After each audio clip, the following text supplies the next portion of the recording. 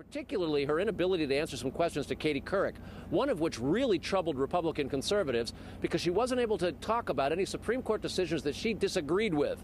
So we put it to her this morning, and there was a sense that she'd gone back and looked at the books and would be ready for the answer. Here's what she said.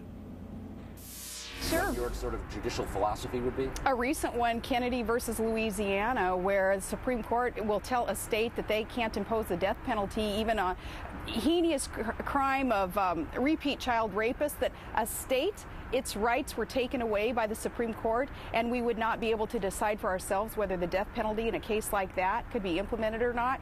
That one, I'm certainly not a supporter of that decision. The Kelo case, also with eminent domain, that affects me as a governor. It had affected me as a mayor also. Private property rights are so precious in this nation, and for the Supreme Court to have sided with government instead of the people, the property owners on that was frustrating. And then another one personally affecting me also, the Exxon Valdez oil spill.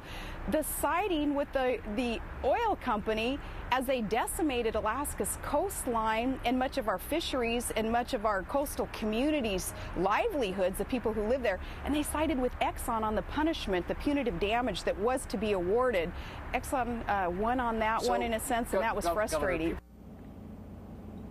A very comprehensive answer to what Supreme Court decision Sarah Palin says that over time she's disagreed with. Now, she didn't answer that in the original interviews in the last few days prior to last night's debate, nor did she talk about what newspapers she reads. Today, she said the New York Times, the Wall Street Journal, and a host of others, the Economist magazine.